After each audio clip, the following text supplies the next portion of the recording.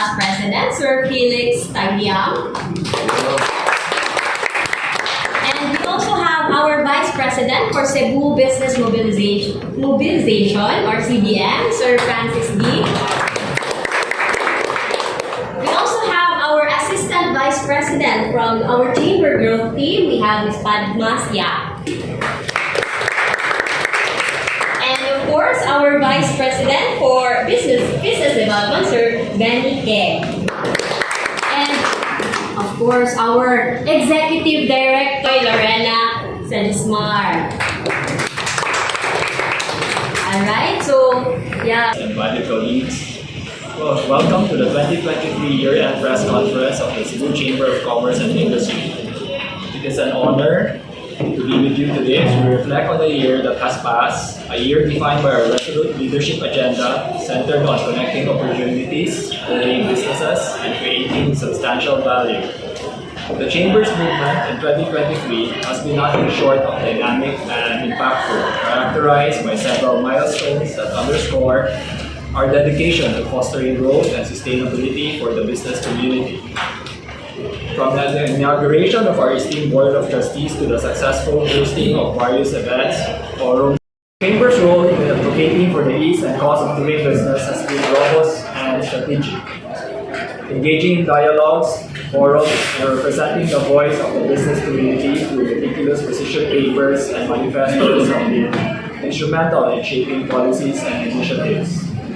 Our efforts in trade and investment promotion have been fruitful engagements with global stakeholders, fostering ties and paving the way for future opportunities. Through a myriad of events, trainings, and seminars, we have aimed to empower our members with the knowledge and skills to thrive in a rapidly evolving business landscape. Thank you for your continued support and dedication. We stand here today proud of our collective achievements, grateful for the collaboration that made them possible, and eager to continue this journey of growth and progress together. Thank you. Thank you so much for that very comprehensive highlight of what happened throughout the year for Cebu Chamber of Commerce and Industry. Of course, start with our CBM Vice President, Sir Francis. Good morning. Sir Francis D. So I will share with you the accomplishment of Cebu Business Mobilization for 2023. In which the flagship project is the Cebu Business Map. Since its inception in 1996 under Executive Order 748 signed by former President Fidel Ramos, it was organized to inspire, grow, and prosper. Our journey began with strategic planning, a meticulous process involving the debriefing and validation from the CBM 2022 champions, and appointing the 2023 CBM working team, conceptualizing the themes, and engaging in meaningful discussions during various management committee and coordination meetings. To highlight the events of CBM 2023, first is the Cebu Food and Wine Festival as a prelude of opening doors for opportunities for Cebu tourism, heritage, and culture. Next is the grand opening salvo at SMC site, marked the beginning of a vibrant celebration. Next is the Cebu Tabay, the summit on tourism, and the subsequent experience tour showcased our travel trends and sustainable practices. Next is the Innovation and Technology Summit. Thank you for taking the time to be here and find out what the Chamber has done in terms of growth. Our Chamber Growth Service team has been the bedrock really of our collective success, because this team is what is involved in bringing up membership and engaging the members. 2023, as we're ending, I'd like to say throughout the year, there were 72 new members, bringing our total to 890. Benefit from membership in the chamber because they get known. Their businesses really get known, and we provide the platform for this during every membership meeting. The Chamber Awards was recent, and I saw some of you there during the Grand Chamber Awards and Fellowship Night. And like President Kenneth said, we awarded 5 outstanding Cebuano entrepreneurs. And this is actually a celebration. It's a testament to the exemplary performance and ethical practices and their pivotal role in shaping the landscape of Cebu's business ecosystem and encouraging vibrancy in the business by acknowledging these businesses in the Grand Chamber Awards. There used to be bowling tournaments and there was a hiatus, and now the bowling tournaments have been revived, and this is really very successful. It's a chance for business people to get to know one another by playing together and engaging in healthy competition. Our involvement in the chamber movement has really been pivotal because we've made initiatives like e-ballots for election. It's now electronic ballots, so we're keeping up with the times. And then we have recognition ceremonies, like I said, and exciting induction events. And we even have an enterprise of the day where for free, each business member can present their business online in the platform that's provided by the Cebu Chamber. We are also very socially involved in medical and dental missions. We have disaster relief operations. We did one in Barangay Tenero when there was a fire there. And even if it's not a full-scale initiative, when there are disasters, the members actually all come in to help, even without being asked.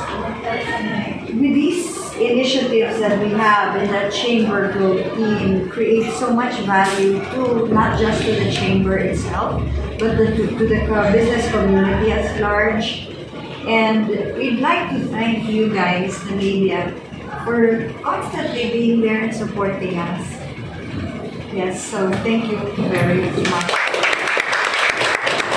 Heartfelt report or highlights from the chamber growth. So moving forward, so without further ado, I would like to call or I would turn the floor to our Vice President for the Business Development, Sir Benike.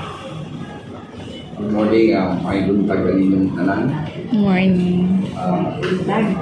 Very familiar faces from the media. Thank you for coming. So, ladies and gentlemen, it gives me the pleasure here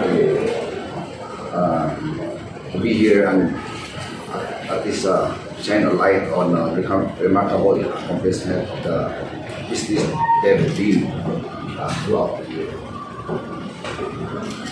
Our teams, our BD team, relentless dedication has been channeled into 3 key pillars: trade and investment promotions, trainings, and seminars, and the special projects that all aim at propelling Cebu business landscape to much greater heights. So, with this President Ken's leadership agenda in connecting opportunities, the trade and investment promotion have been at the forefront of our endeavors. So, several strategic meetings and impactful events that we have successfully forged alliances and business linkages. Today's event, in behalf of our Vice President for Business Advocacy and Policy, I'll just highlight that we have been doing for the year, and hope VP Regan will be in a while ago, but anyway, but it's still the same. I will report everything. So our Business Advisory Policy team has relentlessly pursued its mission to address the needs of the members and to contribute to the creation of a more competitive Cebu in the local and global business landscape. In a year filled with challenges, our team has been in the forefront of representing the business, addressing issues crucial to the ease of doing business. As we may all know, that our city government has been trying to increase the tax collections, and it's been in the news lately about our RPT, the real estate property tax. Though it has been long overdue as what was can be coursed to ARTA directly. Now ARTA is very effective, and there have been cases already that has been solved with the intercession of the ARTA group.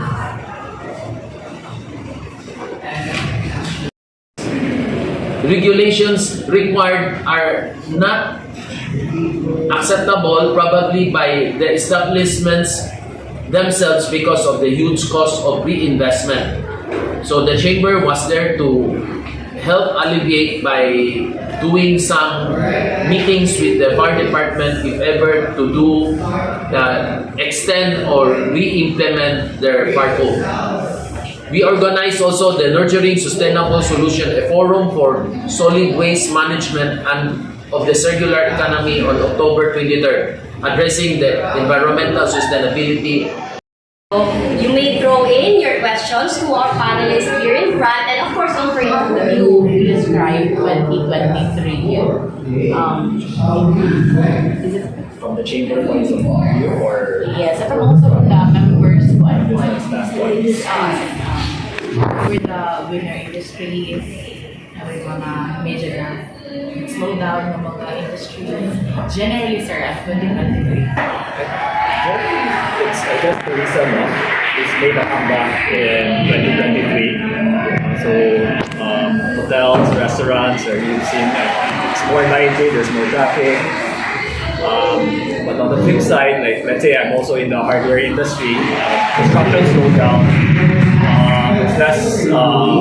There's less government spending, especially in the Brisbane area. Everyone has suffered through the problems of inflation. So I think that was the most challenging issue. Then we also have partly the effects of the El Nino, when you have rice prices going up. Interest rates are also a bit high this year, so you see condo projects just on hold or not opening up new projects. There are very fewer new projects. It's not to say that there's no new project, but fewer lang. So those are part of the adversities that we had to face this year. A lot of from the chamber side, we saw a lot of visits from foreign. There's a lot of interest from foreign countries, so especially from India, Singapore, Malaysia, China. So there's a lot of interest also in the Philippines because we still have our young demographics working in our favor. So we may not realize it, but when you in Europe or even in China, because they have one-child policies and it's very expensive to have children, so their population growth is very stagnant. So they're actually the countries who have money are looking at developing countries to invest in because this is where they see the growth areas are. So you see, I think BPOs are still doing very well. A lot of the BPOs are still expanding. So that's a good sign.